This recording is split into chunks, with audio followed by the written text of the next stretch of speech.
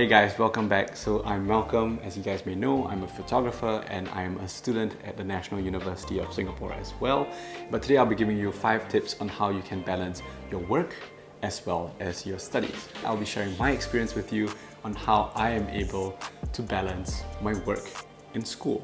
So the first tip I have for you all is to improve your shooting. So as you guys know, I'm using a mirrorless camera, and to edit faster, I actually try to get the photos right the first time I shoot them.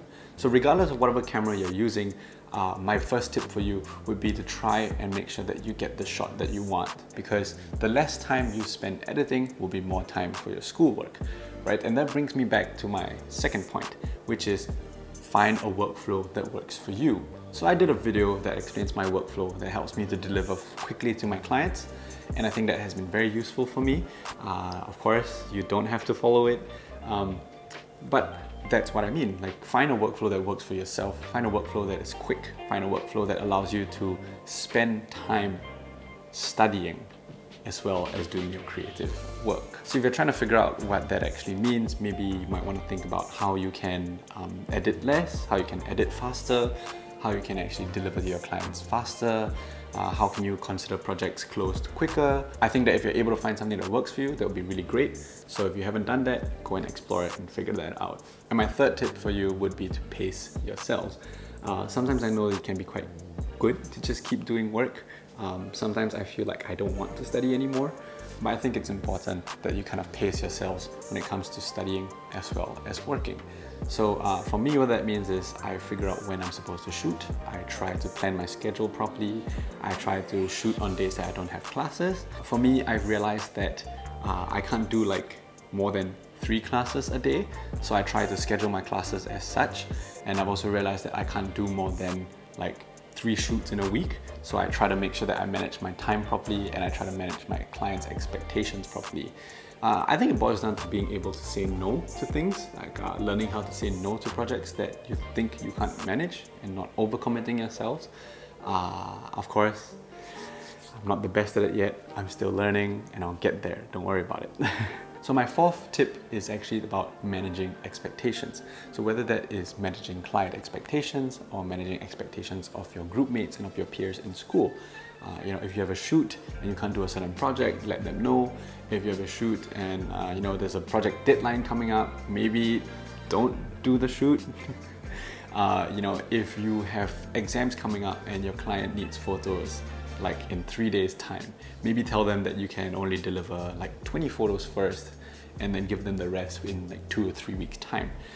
It's these things, how you negotiate with people. So I would say practice that, get better at it, and it would be really helpful for you. My fifth and final point would be to learn to rest. I think for me especially, sometimes I get this idea that I'm young, I can do anything I want, I don't need rest. But I think that you need to learn how to preserve yourself sometimes. You need to learn how to say no to things. You need to learn how to do what works for you and not burn yourself out at the same time. That said, of course, I know money is always a good factor that motivates people. If you're doing a job that's like a full day and you feel like you're not being paid enough and you feel like frustrated and it's not fulfilling, you might want to consider maybe like raising your rates or negotiating with the client for more money. That's it, of course. It's a balancing act. I don't have one answer for this, but find what works for you. So I have a bonus tip right here. This is on my list. The bonus tip is to shoot school events, right? So as you shoot school events, you learn to get to know your camera better, you learn to get better with your photo taking skills, and I think that it's really useful for you to keep your skills relevant. For me, I try to shoot school events that I wouldn't usually shoot outside. So I don't usually shoot like sports outside, so I try to shoot sports in school. And I think that's very helpful because it allows me to practice my skills in a different context. And if a client wants me to shoot some action sequences when it comes to like sports, I can always, still be familiar with that. So I try to take that as a learning point. That said, shoots in school also helps me to get connections with people, helps me to get my name up, build my portfolio, things like that. And it's an opportunity that shouldn't be missed. So I really recommend that. So that's all we have for today. I know there are a lot of people out there like me who are studying and doing creative work on the side. I want to say that's admirable. What you're doing is amazing. Hang in there. It's not easy, but find what works for you. And I hope that this video has helped you learn something. Well, till next time, see you guys soon. Stay safe and have a great year ahead.